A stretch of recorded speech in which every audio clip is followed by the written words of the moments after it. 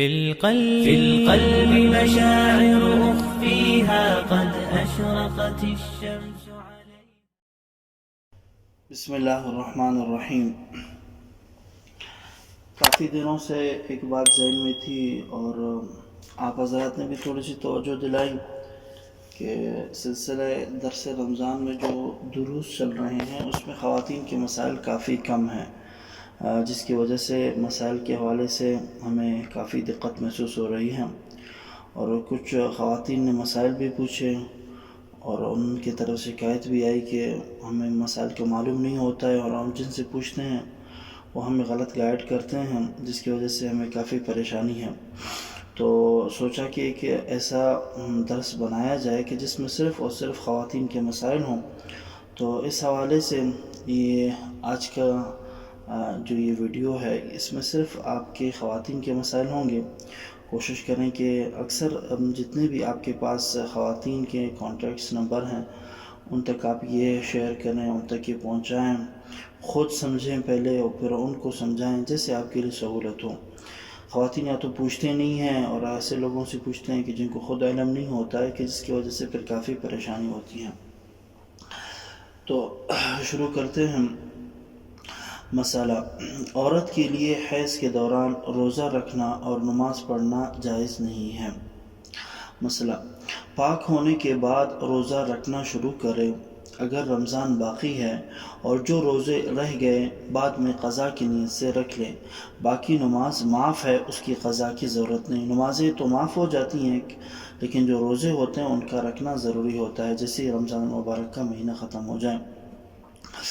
مسئلہ: اگر عورت حیض میں تھی، رمضان کے دن پاک ہو گئی تو سورج غروب ہونے تک کھانے پینے کی اجازت نہیں ہوگی بلکہ روزہ داروں کے مانند رہنا لازم ہوگا، اور اس دن کا روزہ بھی بعد میں قضا کی نیت سے رکھنا لازم ہوگا، اور فوت شدہ روزہ بھی رکھنا لازم ہوگا. یعنی کہ آپ کو اگر دن میں ماہواری آنا شروع ہو جاتا ہے تو بس پھر آپ اگلا کوشش کریں کہ اپنے آپ کو غروب آفتاب تک کچھ کھائے پیے نہیں، لیکن اس روزے کی پھر آپ نے بعد میں قضا کرنی ہے.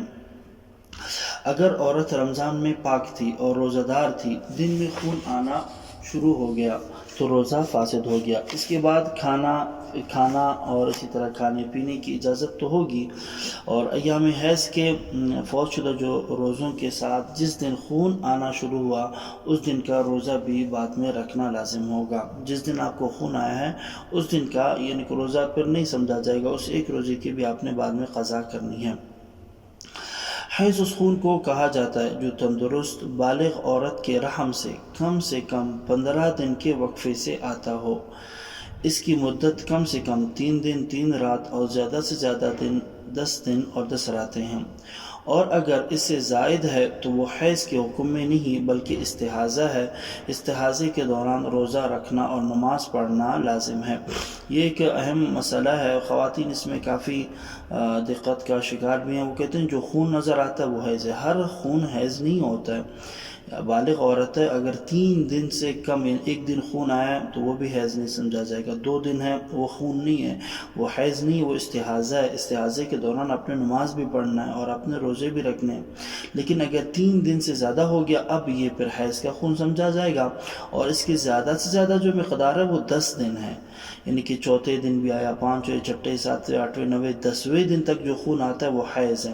البتہ 11ویں دن آئے گا اب وہ پھر استحاضہ بیماری کے ایام سمجھے جائیں گے. بھلے وہ خون ہی آ رہا ہو لیکن وہ حیض نہیں، وہ استحاضہ ہے، اور استحاضے کے دوران آپ نے اپنی نمازیں وغیرہ پڑھنی ہے، روزہ بھی رکھنا ہے.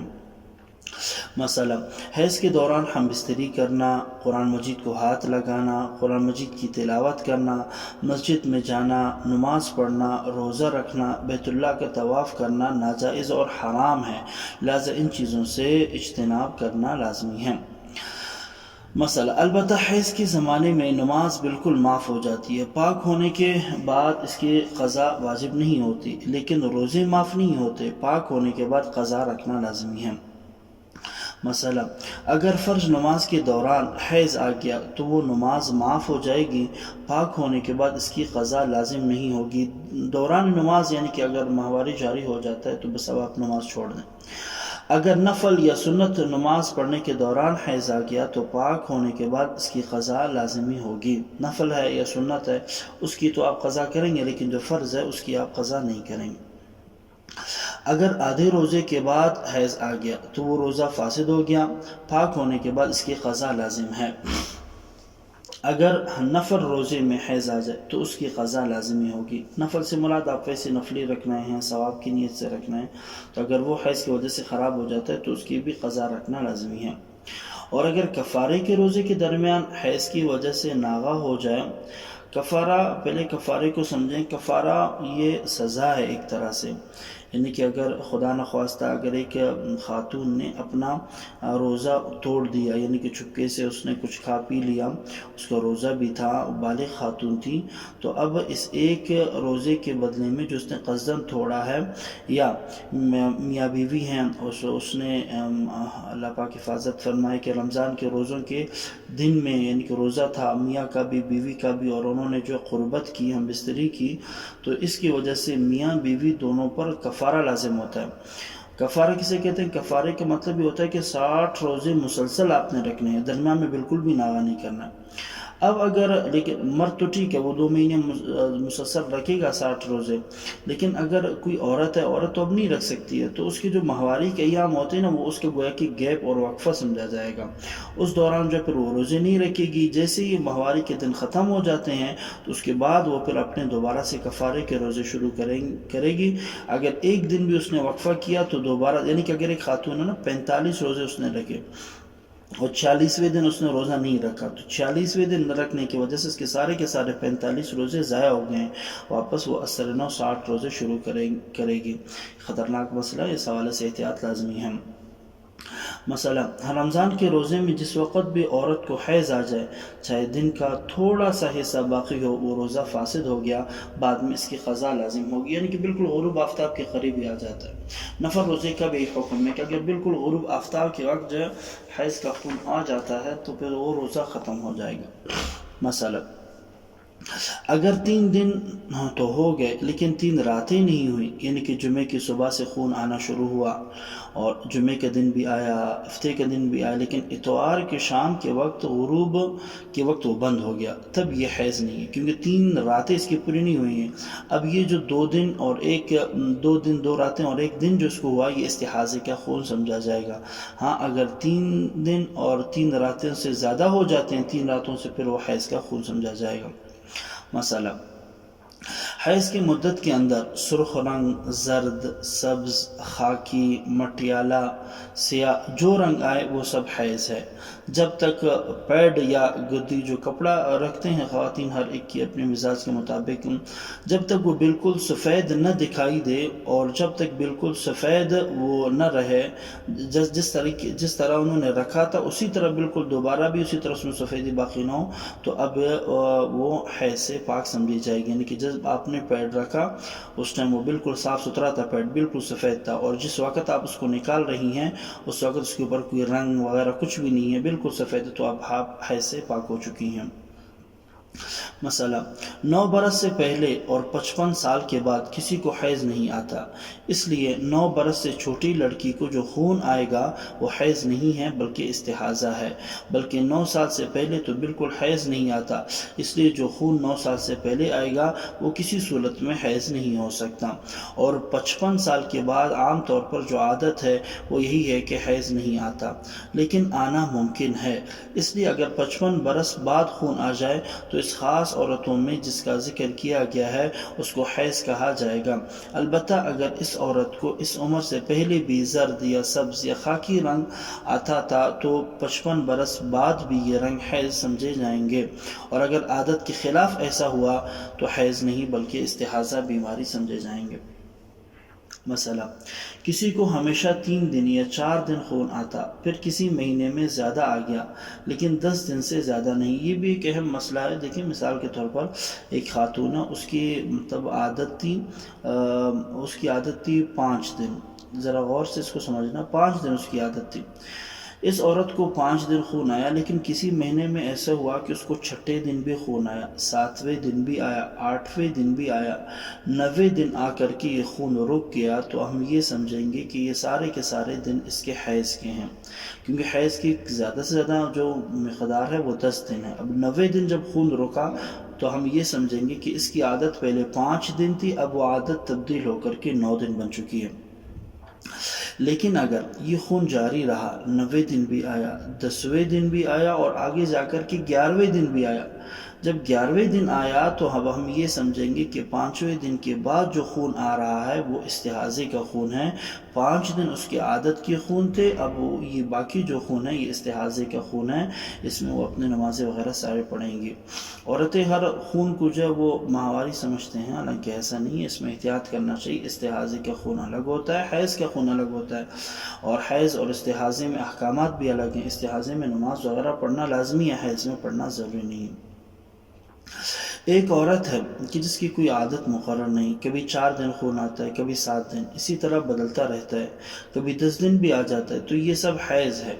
اگر عورت اگر کبھی 10 دن رات سے زیادہ خون آئے تو دیکھیں گے کہ اس سے پہلے مہینے میں کتنے دن حیض آیا تھا، بس اتنے ہی دن حیض کے اور باقی سب استحاضے کے۔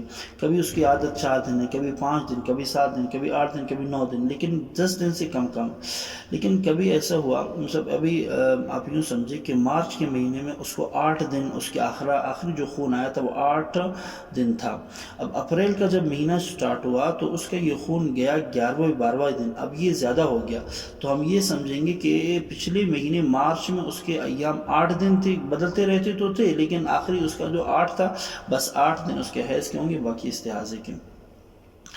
مسئلہ، کسی کو ہمیشہ 4 دن خون آتا تھا، پھر ایک مہینے میں 5 دن خون آیا، اس کے بعد دوسرے مہینے میں 15 دن خون آیا، تو اس 15 دن میں سے 5 دن حیض کے ہیں، 10 دن استحاضے ہیں، اور پہلی عادت کا اعتبار نہیں کریں گے اور یہ سمجھیں گے کہ عادت بدل گئی ہے، 5 دن کی عادت ہو گئی ہے۔ پہلے بھی بات گزر گئی کہ اگر عادت 10 دن سے پہلے خون رک جاتا ہے تو وہ عادت تبدیل ہو جائے گی۔ کسی کو 10 دن سے زیادہ خون آیا اور اس کو اپنی پہلی عادت بالکل یاد نہیں کہ پہلے مہینے میں کتنے دن خون آیا تھا، تو یہ مسئلہ پھر اس کی بہت ساری باریکیاں ہیں اور جن کو سمجھنا بہت مشکل ہے، اور ایسا اتفاق بھی کم پڑتا ہے کہ کسی کو اپنی عادت ہی نہیں معلوم ہے اور ہمیشہ اس کو جو ہے خون آتا رہتا ہے، اس لیے ہم اس کا حکم بیان نہیں کرتے ہیں، اور اگر کبھی ضرورت پڑے تو آپ جو ہے پھر کسی عالم سے اپنی تمام صورتحال بتا کر کے پھر آپ اپنے مسئلے کی وضاحت پوچھ سکتے ہیں، کیونکہ جب عادت ہی گم ہے، خون بھی مسلسل آ رہے گا، کون سا دن حیض کا شمار ہوگا، کون سا استحاضے کا، ایک پیچیدہ مسئلہ، اس حوالے سے پھر آپ کسی مقتدر عالم سے رابطہ کر لیں۔ مسئلہ، کسی لڑکی نے پہل خون دیکھا تو اگر 10 دن یا اس سے کم آیا تو یہ سارا کا سارا حیض ہے، اور جو 10 دن سے زیادہ آئے تو پورے 10 دن حیض کے ہیں، اور جتنا زیادہ آئے گا وہ سارا کا سارا استحاضہ سمجھا جائے گا۔ کسی نے پہل خون دیکھا اور وہ کسی طرح بند نہیں ہوا، کئی مہینے تک برابر آتا رہا، تو جس دن اس کا خون آیا ہے اس دن سے لے کر 10 دن تک اور 10 راتیں اس کے حیض کے ہوں گے، اس کے بعد 20 دن اس کے استحاضے کے ہوں گے، اسی طرح برابر 10 دن حیض اور 20 دن استحاضہ سمجھا جائے گا۔ اللہ پاک انسان کی حفاظت فرمائے۔ اگر ایسی بیماری مسلسل خون آ رہا ہے، بالکل رکتا ہی نہیں ہے، اور عادت بھی اس کی نہیں معلوم، پہلے بھی کوئی عادت نہیں تھی، تو ابتدائی 10 دن اس کے حیض کے ہوں گے اور باقی 20 دن اس کے استحاضے کے سمجھے جائیں گے۔ مسئلہ، 2 حیض کے درمیان میں پاک رہنے کی مدت کم سے کم 15 دن ہے اور زیادہ کی کوئی حد نہیں، اگر کسی وجہ سے کسی کو حیض آنا بند ہو جائے تو جتنے مہینے تک خون نہ آئے گا وہ پاک رہے گی۔ خون نہ آنا مطلب یہ کہ اس کے پاکی کی علامت ہے۔ اگر کسی کو 3 دن رات خون آیا، پھر 15 دن پاک رہی، پھر 3 دن 3 رات خون آیا تو 3 دن پہلے کے اور 3 دن جو 15 دن کے بعد ہیں حیض کے ہیں، اور بیچ میں 15 دن پاکی کا زمانہ ہے، کیونکہ 15 دن کے جب گیپ آئے گا تو بس وہ آپ یوں سمجھیں کہ 15 دن کے بعد جو خون ہے وہ حیضی کا خون ہے۔ شروع میں آپ کو 3 دن آیا، پھر آپ 15 دن کا گیپ رہا، لیکن اگر 14 دن کا گیپ رہتا ہے یا 13 دن کا، پھر وہ استحاضے کا خون سمجھا جائے گا۔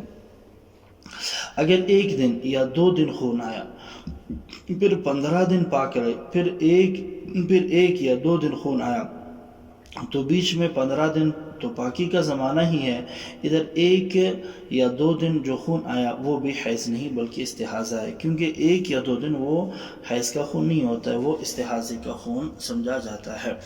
اللہ جل شانہ سے دعا ہے، مسئلے تو کافی زیادہ ہوتے ہیں لیکن کوشش کریں کہ اچھے طریقے سے، ایک آدھ مسئلہ اور بھی ہے اس کو بھی دیکھنے پھر انشاءاللہ۔